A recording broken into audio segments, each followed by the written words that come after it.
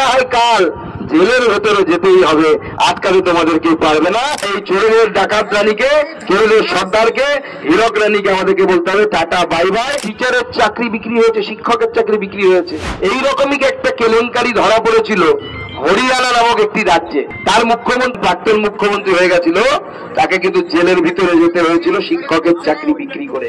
আমাদের মুখ্যমন্ত্রীও জেলের ভিতর যাবেন, কারণ তিনি শিক্ষকের চাকরি বিক্রি করেছেন। সময় বীরভূমের একজন বাঘ ছিল, তাই তো?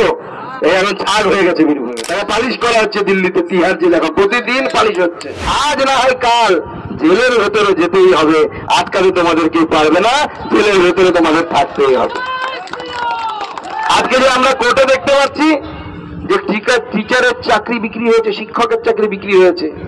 বেশ কয়েক বছর আগে এইরকমই একটা কেলেঙ্কারি ধরা পড়েছিল হরিয়ানা নামক একটি রাজ্যে। তার মুখ্যমন্ত্রী, সেই সময় যখন কেলেঙ্কারিটা হয়েছিল, তার মুখ্যমন্ত্রী ছিলেন ওম প্রকাশ চৌটালা।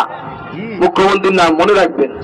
সেই ওম প্রকাশ চৌটালা যখন প্রাক্তন মুখ্যমন্ত্রী হয়ে গেছিল, তাকে কিন্তু জেলের ভিতরে যেতে হয়েছিল শিক্ষকের চাকরি বিক্রি করে। আজকে আবার ইতিহাস পরিবর্তিত হচ্ছে, আমাদের মুখ্যমন্ত্রীও জেলের ভিতর যাবেন, কারণ তিনি শিক্ষকের চাকরি বিক্রি করেছেন, শিক্ষককে হাঁস মুরগির পর্যায়ে নামিয়ে এনেছেন। তাই এই চোরের ডাকাত রানীকে, চোরের সর্দারকে, হীরক রানীকে আমাদেরকে বলতে হবে টাটা বাই বাই, তোমরা বাড়ি যাও। সেই জন্য সেই দিন আসছে 13 তারিখ সকাল সকাল যাবেন, আর 1 নাম্বার বোতাম টিপে পদ্ম ফুলে ভোট দেবেন, তাই তো? পদ্ম ফুলে ভোট দেবেন তো? সেই জন্য আমার পুলিশ প্রশাসন সবার কাছে একটাই কথা, এখানে তো একসময় বীরভূমের একজন বাঘ ছিল, তাই তো? এই এখন ছাড় হয়ে গেছে বীরভূমে, তারা পালিশ করা হচ্ছে দিল্লিতে, তিহার জেল এখন প্রতিদিন পালিশ হচ্ছে। তো পুলিশ প্রশাসনের কাছে, জেলা প্রশাসনের কাছে বার্তা থাকবে যে আপনার বাঘ যখন ছাড় হয়ে গেছে, আপনারা তো কোন ছাড়, আপনারা তো ছাড় পোকা। ওই বাঘের সাইজের তুলনায় আপনারা ছাড় পোকা, আপনারাও সাইজ হবেন। আপনাদের চাকরিটা কিন্তু তৃণমূল বাঁচাবে না যদি নির্বাচন কমিশন আপনার চাকরিটা যদি খেয়ে নেয়।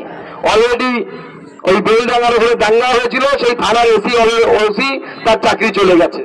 সেই জন্য নির্বাচন কমিশন কাউকে মাফ করে না। সার্ভিস বুকে কালো দাগ হয়ে থাকবে, লাল কালি দিয়ে লেখা থাকবে যে আপনি সাসপেন্ড হয়েছিলেন।